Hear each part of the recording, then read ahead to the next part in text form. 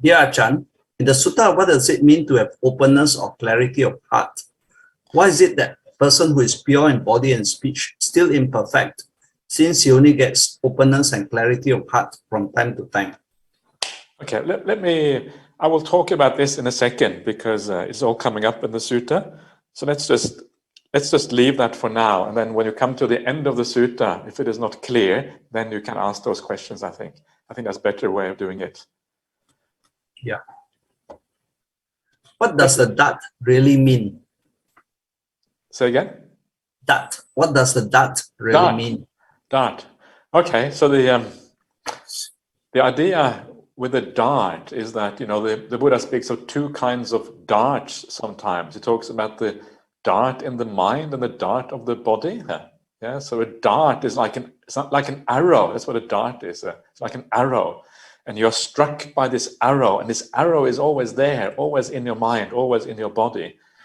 And that arrow that we are struck by, this thing that is always painful because we're always inside of us. Yeah, this is craving. Craving is that arrow, that dart which sticks inside of us. And the point is that this arrow can be pulled out. Yeah, when it talks about plucking out the dart, it means pulling out the dart. This is the ending of craving. This is the idea behind this. So the dart is like something that doesn't have to be there, but which is there because we're not really thinking in the right way, not really dealing with it in the appropriate way. That's why we have this dart. There is this idea of the two kinds of dart that you find in the suttas. There's the bodily dart and the mental dart. And the bodily dart we cannot do anything about. The bodily dart is always there because we have to have a body. But the mental dart, yeah, the craving that is in the mind, that can always be plucked out. And when you take out the mental dart, you reduce suffering by 99%. There's only a tiny bit of suffering left, and that is the suffering that you have from having a physical body. Yeah.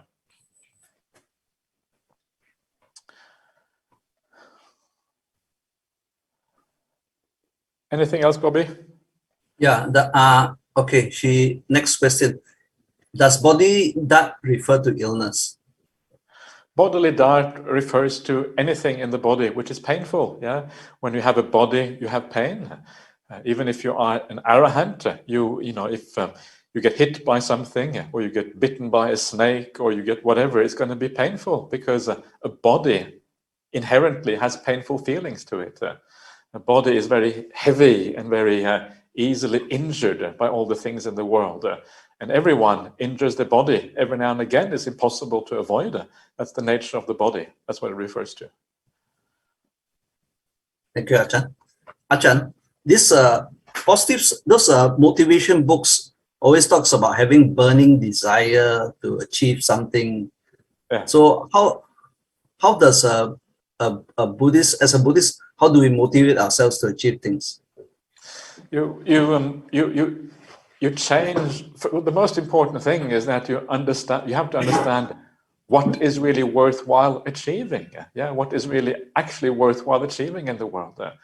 And a lot of those motivation books, you know, the Secret or whatever it's called, this book, you're motivating yourself, but you're using craving as a driver in getting these things. And craving is painful. You are asking for suffering when you follow these kind of books, right? You're saying, may I suffer more? That's what you're saying, basically. So it is a very superficial idea. Is there some truth to it, these ideas? Well, I mean, maybe there's a little bit of truth to it, because if there was no truth, no one would follow these things. If you desire something very powerfully, then you are going to pursue it. Yeah, and when you pursue it, then chances are greater that you will get it, because if you don't pursue it, of course, there's no way you're going to get it. But the things that you get are useless. Yeah, the things that you get are not important. People have all these crazy desires about what really matters in life. And in the meantime, you build up all of these desires that make you restless, that make you dissatisfied, that make you discontent. It is just a real mess, this whole idea of this kind of, you know, the secret and building up desires to get what you want in the world. People don't understand what is worthwhile having here. Yeah, oh, I want to become a millionaire, so I'm really going to desire to be a millionaire, or I'm going to, I desire to have this particular house. And then you get that house, and so what? You have more cleaning to do because the house is bigger. You have the house falls apart, yeah? Or maybe you have someone, a cleaner to do your house. Maybe that cleaner is untrustworthy. Maybe they steal something from you. I mean, there's endless problems, right? And then you have a big house. And it doesn't take too long before that house is kind of ordinary. It's not that interesting anymore. Or maybe you attach to that house. And because you attach to it, then when you have to give it up, because we all have to give it up eventually, then it's painful. It doesn't lead to any real satisfaction. And then your craving just goes somewhere else and you crave something more. There's more of the same discontent, more of the same dissatisfaction. The only real happiness is where that craving starts to disappear and you start to kind of calm down and you feel the inner bliss. You will notice that these people who write books like The Secret, etc., they have no idea about meditation practice. They have no idea about the spiritual life. They don't talk about kindness and compassion and these kind of things. They talk about very superficial things in the world. So if you want to have a superficial if you want to have a very superficial life, okay, follow those ideas, but it's going to lead to more suffering, guaranteed. And that is the main problem with those books. They don't work, not in the way they're supposed to work, not from a real spiritual perspective. Thank you, Ajahn. Ajahn, how does sankhara or choice always arise in the five aggregates with every sense experience?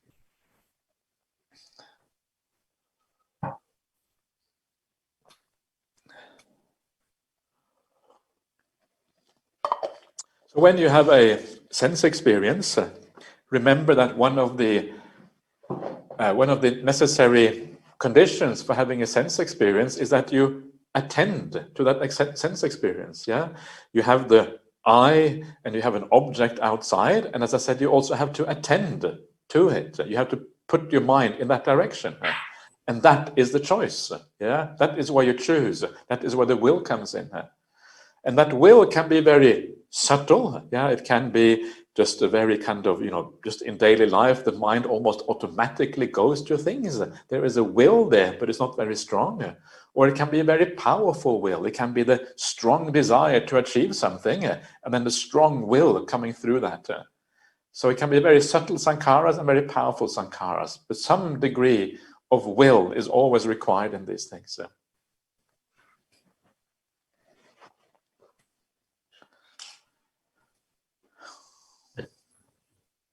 I think this question will be covered later. How to face people we cannot get along with? We bump into every now and then, but can't avoid. Okay, this is what we're going to talk about now, right? This is what the next sutta is all about. This is about how to overcome resentment and ill will. So stay tuned. Don't hang in there, and then we'll figure out right now how to do this. Dear Ajahn, isn't only looking at the good qualities and ignoring the bad qualities the kind of delusion that most couples have at the start of relationship? Eventually, delusion gives way to reality when the relationship settles down, then arguments ensue.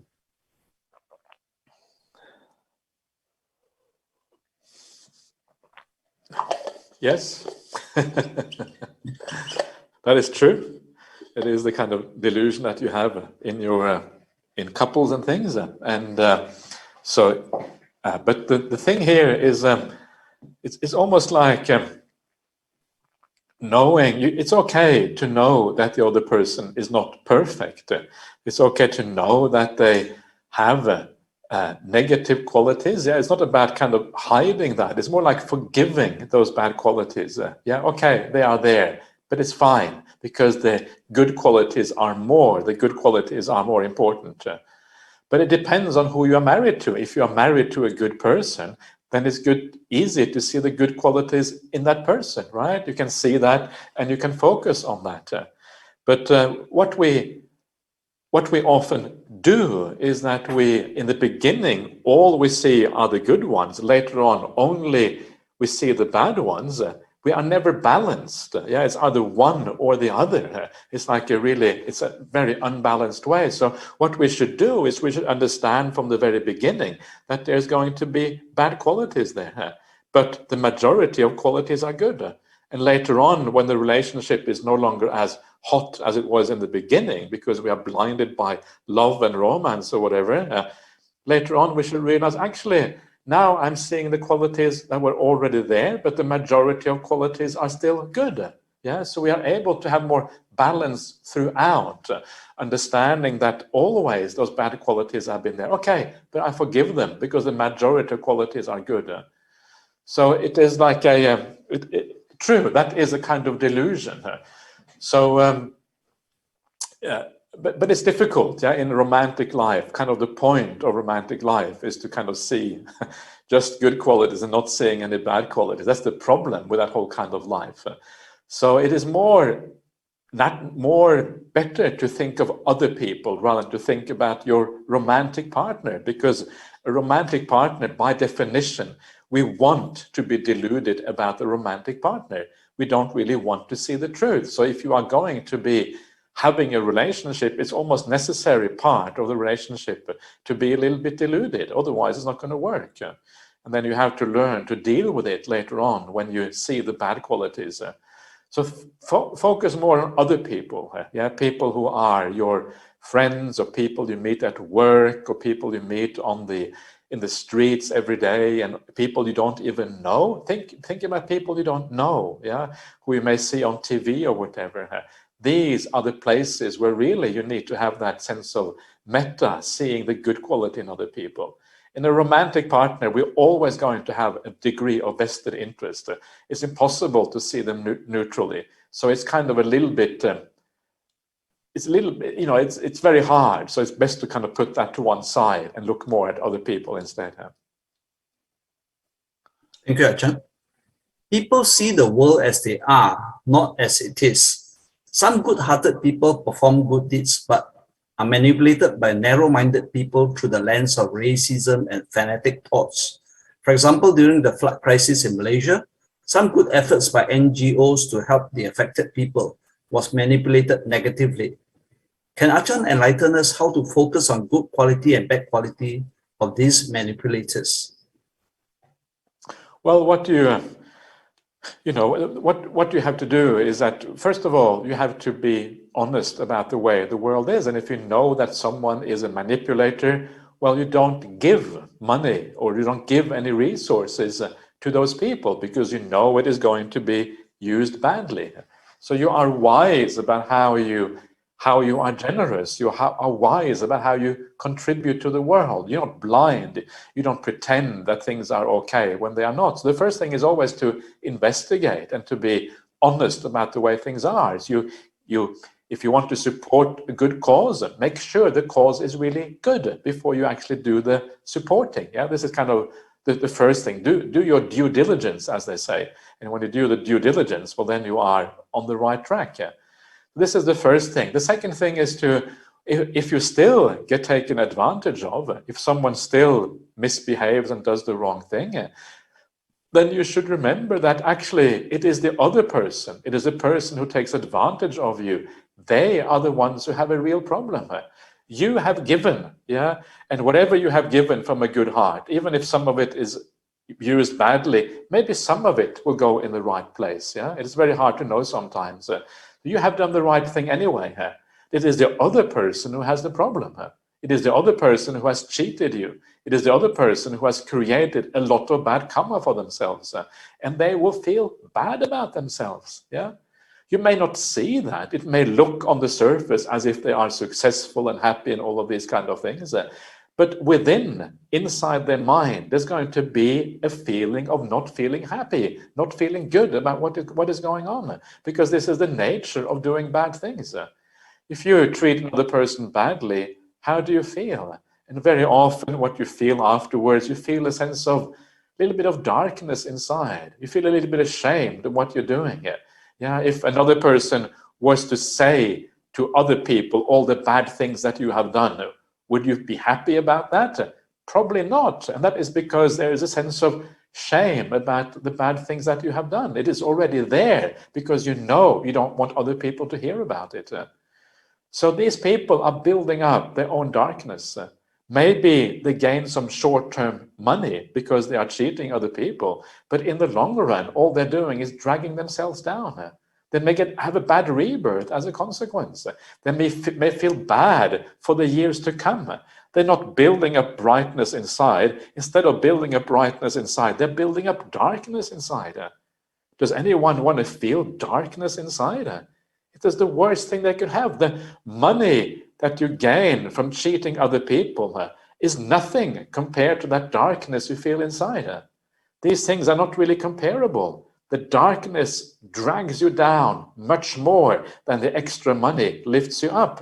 The sum total is that you lose out if you cheat other people.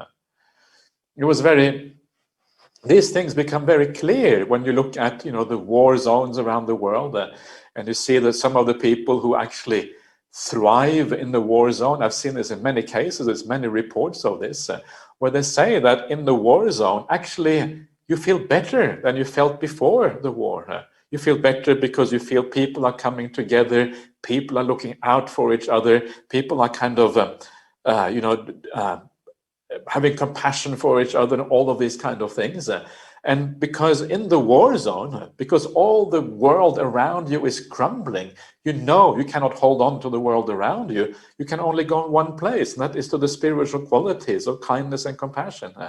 And they say, I was more happy during the war when I was focusing on the spiritual qualities than I was before the war.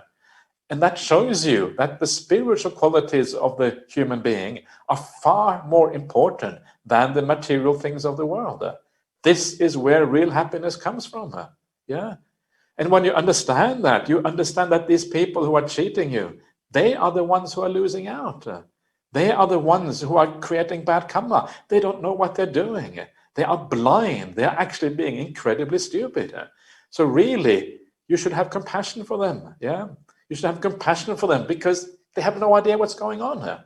And this is what we're going to come to in the next section of the sutta, seeing how we should have compassion for people who actually do bad things because they have no idea what they're doing.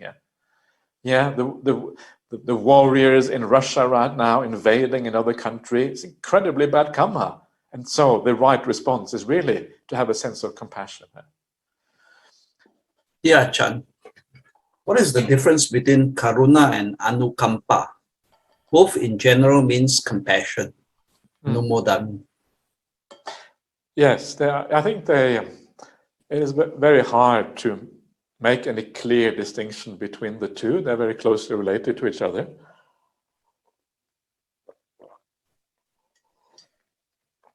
But what I can say is that the meaning of anukampa is the actual meaning of that word. Kampa means like to tremble. Yeah, so have the idea of trembling. And anu means almost like along with. So it's almost like you tremble along with someone else. And it is, you can imagine that when you have you feel a lot of compassion for somebody, or you see the suffering in the world, and you would like to help, you would like to be of assistance, it's almost like you can feel it trembling inside. Yeah, the trembling for the benefit of others. And this is a description that you also see for karuna. Yeah, you tremble because of that suffering that you see in the world. That trembling is often a sign of compassion. It's a sign that you are caring, you want to do something, you want to help out this other person.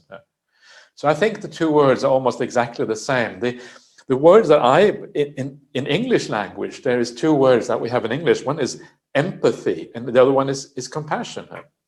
And the words empathy and compassion are actually quite different in English, and it's important to understand the difference between the two. Empathy is where you feel, you think you feel the feelings of the other person. Yeah, if you see another person in a really bad state, you feel with them, you feel the same feeling as they have. That's empathy. And empathy is not really what the Buddha is talking about, because if you have too much empathy, if you feel exactly what the other person is feeling, you will feel really bad a lot of the time. Yeah, because you're feeling with the other person. Instead of feeling with the other person, we should feel for the other person. That is compassion. Feeling for means that you have an idea that they are suffering, but you would like to help them. Yeah, you know that they're suffering, but how can I help this person? What can I do? How can I find the doctor? This is what is said in the thing that we were just looking at now in the sutta. How can I help them to find a doctor? How can I find medicine? How can I find the Buddha? How can I find the Dhamma to help them out of their predicament? So this idea is very beautiful, the idea of compassion, because compassion looks for the solution, whereas empathy is just the feeling with someone else. And that, I think, is actually a very important distinction. Yeah, the distinction that we should be looking for a solution, and then we have compassion rather than empathy. That is the right kind of attitude to have. Thank you, Ajahn. Ajahn, how do we get rid of resentment towards ourselves? Resentment to ourselves. Yeah. You have a cup of coffee, that really helps. I'm just being naughty. So how do you get rid of resentment towards yourself? It's exactly the same as having resentment to others. You see the good qualities in yourself. Yeah. And I know sometimes we are brought up in a way that people haven't really praised us. We haven't been very good at seeing the good qualities in ourselves. But remember that when you live by the 5 precepts, you are living really well. Yeah, this is a way of giving happiness to other beings, giving freedom of fear to other beings. So you have the right to feel, not the right, but you will naturally feel quite good about yourself if you are a good person. So remember that, actually, I'm doing this. Wow, that's quite nice. This should not be an ego trip. The idea is not to have an ego trip. The idea is to feel a good, warm feeling towards yourself inside. Yeah. So see your good qualities, appreciate that, and feel good about yourself. Secondly, when you make mistakes, and guaranteed you will make mistakes, don't get angry with yourself. Don't get depressed because you make mistakes. Remember that you, as a human being, in this world, the way you have been conditioned, the way you have had all of these forces, your parents, society, school, your friends, your past lives, all of these things have formed you in such a way that you are the person you are now. It is not really your fault. Yeah. It is a miracle we don't have more faults. Yeah, you would think that we were really evil people all the time, but we're not. We have a lot of good qualities. So when you see all that conditioning coming from outside, that your personality has been formed by all of these external forces, it is not really your fault that you make mistakes. The mistakes are a program that is running, a program that is happening by itself. And sometimes you have no choice but to make mistakes. The problem is that it feels like you are in charge. It feels like it is your mistake.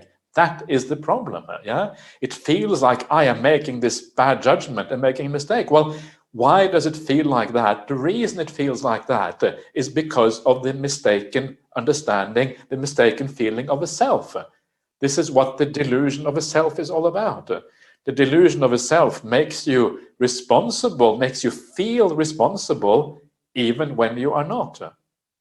So remember that teaching of the Buddha. Remember that feeling of responsibility very often is wrong. Yeah, you're not as responsible as you think. We can only act with kindness to a certain degree. Beyond that, our old conditioning is going to be far more powerful, and it's going to stop us from being kind all the time. Be compassionate for yourself. You are a victim of your past. You are a victim of your own personality. You know what I mean? It's true, right? You are a victim of your own personality because you cannot choose to have a different personality. It's impossible. Your personality is what is given to you. You are a victim of that. And that personality has flaws. Yeah? Every personality has certain flaws. And you are a victim of that. Have compassion for yourself. You don't want to do this. So what you do once you have compassion for yourself, once you see yourself in the right way, that is when the potential to change actually arises. Because when you have compassion for yourself, when you don't judge yourself, it means you can see yourself in a more neutral way. If you judge yourself, you're blocking out your ability from seeing things clearly, because you're going to be hard on yourself. You're going to be harsh, and that harshness blocks you from seeing things clearly. But if you have compassion, if you have real understanding for yourself, you can start to look at yourself with more neutral eyes. And when you look at yourself with neutral eyes, you can start to see the solutions to the problems. Why am I behaving in this way? Why am I getting angry with this other person? Well, actually, there's no need to get angry with this other person. They don't know what they're doing. They are just blind. Let me have compassion for them instead. And when you see more clearly what is going on, you find the solutions, then your behavior starts to change. So having compassion for yourself actually allows you to change. It allows you to become a better person. It doesn't make you lazy. It doesn't mean that you stop improving. In fact, this is precisely what enables you to improve in the future. We think that we need to be harsh on ourselves, because when we are harsh on ourselves, then we will be improved, then we will improve. Wrong.